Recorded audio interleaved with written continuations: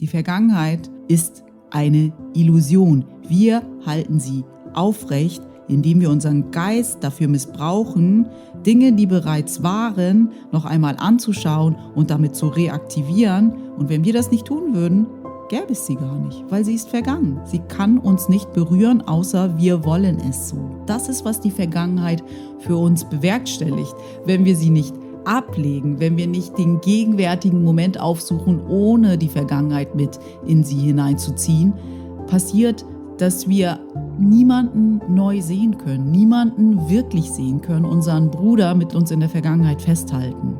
Wir sind sozusagen in der Gegenwart, die einzige Zeit, die es gibt, nicht befreit, kommen nicht als ein leeres Blatt Papier, das neu beschrieben sein kann, sondern wir haben durch die Vergangenheit eine Idee davon, was die Gegenwart ist und wie sich unser Leben ausspielt. Und dadurch, dass wir die Gegenwart mit der Vergangenheit einfärben, wird unsere Zukunft sich nicht von unserer Vergangenheit oder von der Gegenwart, die wir eingefärbt haben mit der Vergangenheit, unterscheiden. Und eine große Herausforderung für uns als Menschen besteht auch darin, dass wir einfach manchmal auch nicht wissen, wozu Dinge so passieren hier auf dieser menschlichen Ebene, wie sie es tun. Wir müssen dann lernen zu vertrauen, dass alles immer zu unserem Besten passiert. Nicht unserem menschlichen Besten, sondern zum Besten unserer Seele. Wir wissen manchmal nicht, warum sich etwas auf menschlicher Ebene so ausspielt, wie es sich ausspielt und wie das zum Besten für unsere Seele ist. Und auf menschlicher Ebene können tatsächlich Dinge passieren, die wir als sehr grausam und gemein und ungerecht empfinden.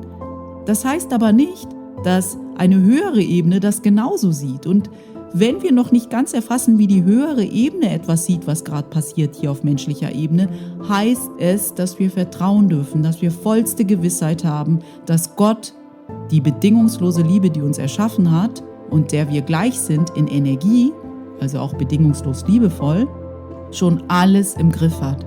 Er einen Plan hat und alles auf einer höheren Ebene doch in Harmonie ist. Unsere 5 Sinne des Körpers können einfach oft genug nicht erfassen, was gerade wirklich ist. Nichts ist so, wie es scheint. Diese offensichtliche Ebene kann uns von dem, was wirklich passiert, ablenken. Es geht um die Essenz und nicht um die Form. Also müssen wir vertrauen. Und gleichzeitig glaube ich auch, dass wir manchmal ganz gut erahnen können, warum vielleicht manche Dinge vor sich gehen, die wir hier auf menschlicher Ebene wahrnehmen mit unseren 5 Sinnen, wenn wir eine höhere Perspektive mit Hilfe der Vergebung einnehmen können.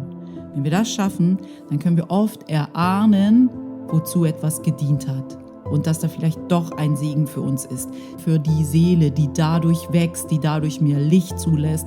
Vergebung heißt, ich erkenne wieder an, dass ich ein unsterbliches Bewusstsein bin, das diese menschliche Erfahrung macht.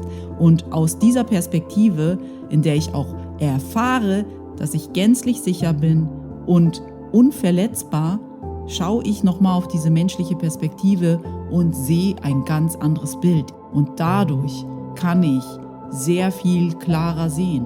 Ich sehe dadurch eine sanfte Welt. Ich habe einen sanften und liebevollen Blick auf das, was gerade vor sich geht. Wenn ich also die wahre Vergebung nehme, werde ich auch für mich verstehen, dass nichts so ist, wie es gerade scheint. Auch nicht meine schmerzhafte Vergangenheit. Nichts war, wie ich es mir als Mensch erklärt habe. Nichts. Weil es gibt immer diese höhere und größere Perspektive, die du dank der Vergebung einnehmen kannst. Also wenn du zum Beispiel darauf zurückblickst, dass dein Partner dich verlassen hat oder dass du deinen Job verloren hast oder dass du eine lebensbedrohliche Diagnose erhalten hast, das ist, wie der Mensch drauf blickt. Und wie kannst du vergebend drauf blicken? Dann erahnst du, was deine Seele brauchte, um zu wachsen, was du heilen durftest, um noch mehr Licht freizusetzen. Du kannst also mit Hilfe der Vergebung jede Situation, Jobverlust, Partnerverlust, eine Diagnose, die dir Angst macht, neu betrachten. Und diese liebevolle, größere Perspektive auf die Dinge kann dir helfen, einen Segen in den Geschehnissen zu sehen. Und das kannst du nicht aus dieser rein menschlichen Perspektive.